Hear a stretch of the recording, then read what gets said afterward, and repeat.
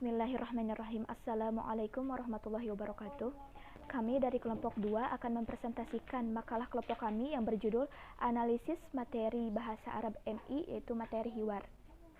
Nah, di sini saya sebagai pemateri pertama akan menjelaskan tentang pengertian metode hiwar. Al-hiwar dalam bahasa Arab disebut juga ar-roddu atau yang artinya menjawab.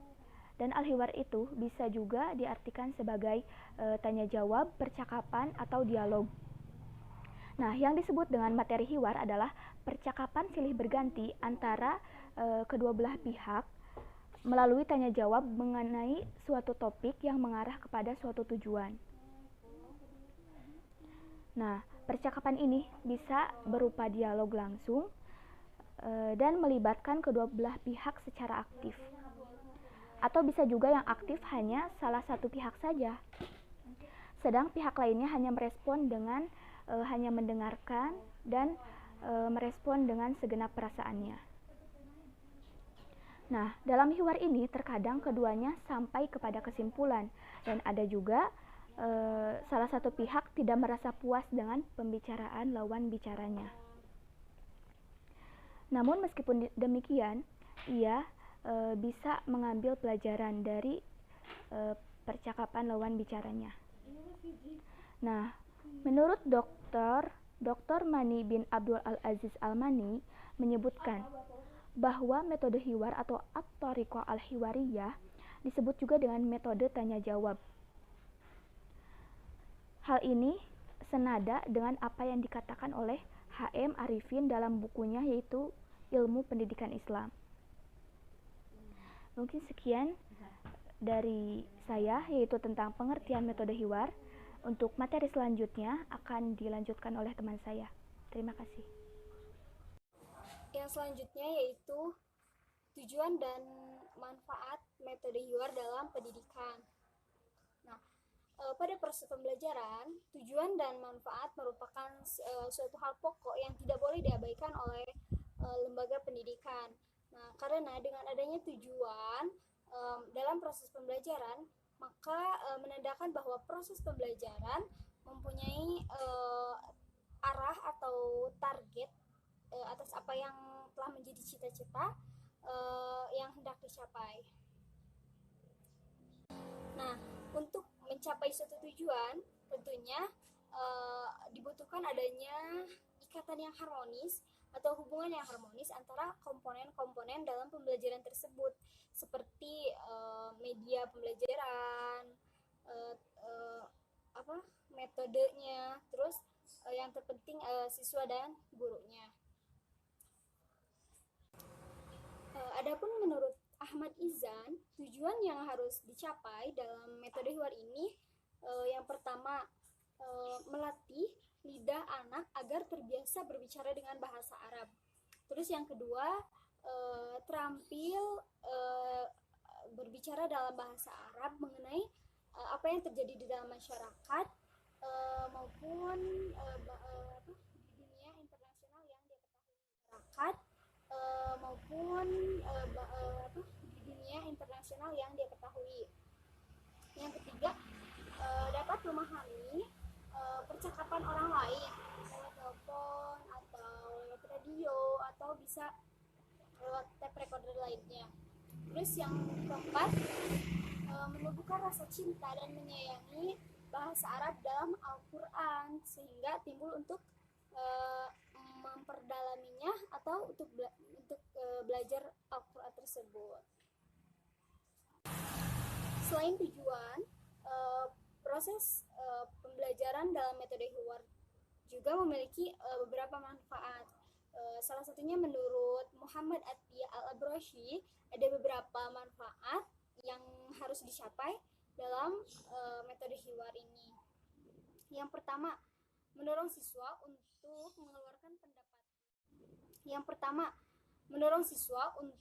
mengeluarkan pendapatnya. Salah satu tugas guru dalam proses belajar mengajar adalah menciptakan suasana yang dinamis. Nah, dengan suasana dinamis tersebut sangat dimungkinkan munculnya suasana kelas yang interaktif. Nah, di mana peserta didik memiliki jiwa yang kreatif. Salah satu jenis kreatif tersebut, mereka terbiasa dengan mengeluarkan pendapatnya, dan metode Hiwar ini tepat untuk memunculkan dan metode Hiwar ini sangat tepat untuk memunculkan suasana yang dimaksud tersebut. Nah, yang kedua, manfaat yang kedua yaitu membiasakan siswa untuk berlatih mencari atau memecahkan suatu masalah.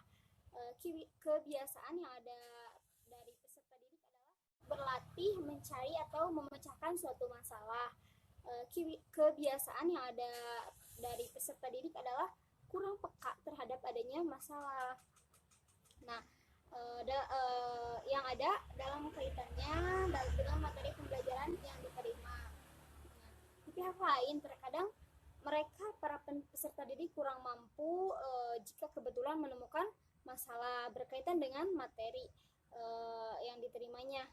Pada suasana tersebut, guru dituntut untuk mampu memberikan contoh bagaimana para peserta didik tersebut untuk memecahkan suatu masalah.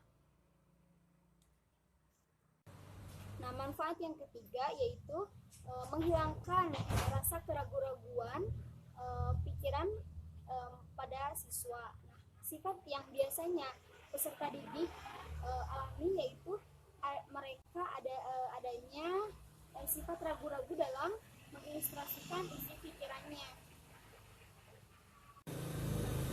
Manfaat yang selanjutnya yaitu membimbing siswa cara berpikir yang baik. Kerancuan berpikir tidak jarang ditemukan pada peserta didik. Nah, karena hal itu dikarenakan kurangnya terbiasa untuk berpikir secara baik, yakni berpikir secara sistematis. Nah, untuk manfaat yang selanjutnya yaitu membimbing siswa cara mengambil keputusan dan menganalisa. Nah, sifat malas berpikir pada peserta didik pada gilirannya akan melahirkan kekurangberanian untuk mengambil keputusan tertentu. Nah, yang selanjutnya yaitu yang keenam, yaitu mencari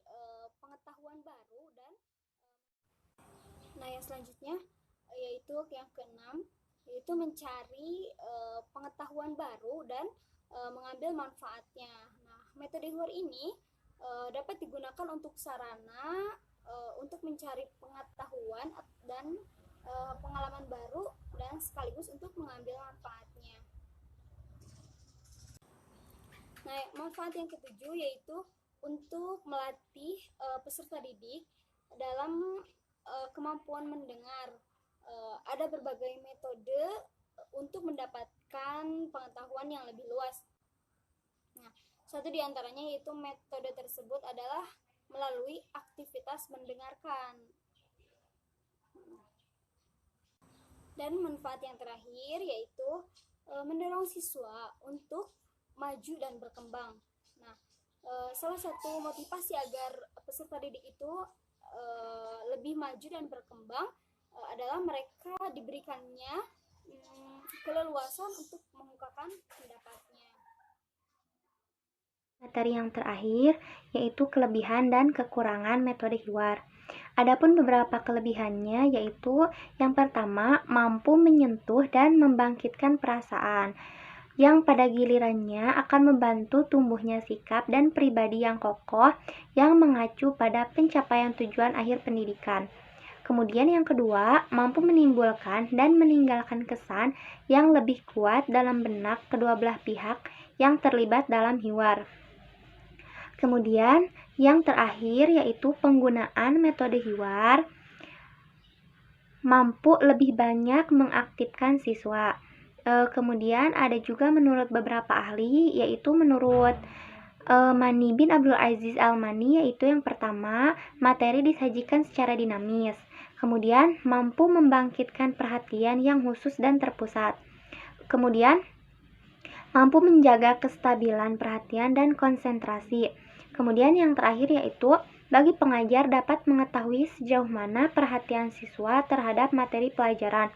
Adapun menurut Dr. Nana Sujana, yaitu kelebihannya dapat mengetahui sampai sejauh mana materi pelajaran telah dikuasai dan dipahami oleh siswa. Kemudian mendorong dan merangsang siswa untuk berpikir. Dan yang terakhir, memberikan kesempatan kepada siswa untuk mengajukan pertanyaan dan masalah yang belum dipahami. Adapun menurut Syaiful Bahri Zamroh, yaitu kelebihannya yang pertama, pertanyaan dapat menarik dan memusatkan perhatian siswa. Kemudian merangsang siswa untuk melatih dan mengembangkan daya pikir, termasuk daya ingatan. Kemudian yang terakhir yaitu mengembangkan keberanian dan keterampilan siswa dalam menjawab dan menggunakan pendapat.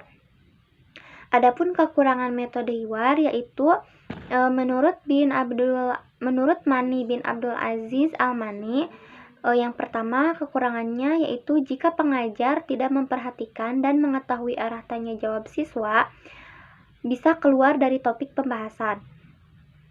Kemudian yang kedua, jika pengajar tidak mampu menyempurnakan jawaban, memperbaiki kesalahan, dan mengkaitkan antara yang satu dengan yang lain, maka hasilnya tidak akan memuaskan. Adapun menurut Muhammad Atiyah Al-Abrashi, kekurangannya yaitu yang pertama, penggunaan metode Hiwar kadang memakan waktu yang sangat lama, sedang materi yang tersampaikan sangat terbatas atau sedikit dibandingkan dengan waktu yang digunakan.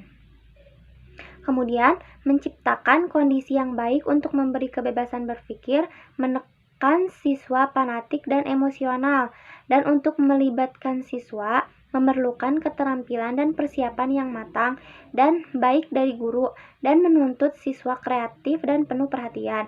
Kemudian yang terakhir yaitu Hiwar yang berkepanjangan dan kurang terarah kadang-kadang berakhir tanpa sampai pada kesimpulan atau sasaran belajar yang telah direncanakan. Kemudian menurut Syaiful Bahri Zamroh, yaitu yang pertama, siswa merasa takut apabila guru kurang dapat mendorong siswa untuk berani dengan menciptakan suasana yang tidak tegang, melainkan akrab. Kemudian yang kedua, tidak mudah membuat pertanyaan yang sesuai dengan tingkat berpikir dan mudah dipahami oleh siswa. Kemudian, waktu sering banyak terbuang, terutama apabila siswa tidak dapat menjawab pertanyaan sampai 2 atau 3 orang. Kemudian yang terakhir yaitu dalam jumlah siswa yang banyak, tidak mungkin cukup waktu untuk memberikan pertanyaan kepada setiap siswa. Baik, untuk yang selanjutnya adalah hasil analisis kelompok kami mengenai buku MI pada materi Hiwar. Adapun buku MI pada materi Hiwar itu memiliki beberapa kelebihan dan kekurangan. Di antara kelebihannya yaitu bahasa Arab pada buku MI dalam materi Hiwar menggunakan bahasa yang mudah dipahami dan sesuai dengan tingkat kemampuan siswa. Kemudian jumlah Hiwar yang diberikan cukup untuk siswa MI, tidak terlalu banyak dan tidak terlalu sedikit. Kemudian pengklasifikasian materi Hiwar pada mata pelajaran bahasa Arab, buku MI kosakatanya sudah sesuai dengan kemampuan penalaran peserta didik, sehingga membantu siswa untuk berlatih percakapan bahasa Arab yang digunakan sehari-hari, dan peserta didik bisa lebih memahami tentang dialog yang menggunakan bahasa Arab. Kemudian materi Hiwar yang diajarkan kalimatnya sudah bisa dimengerti oleh semua tingkatan peserta didik.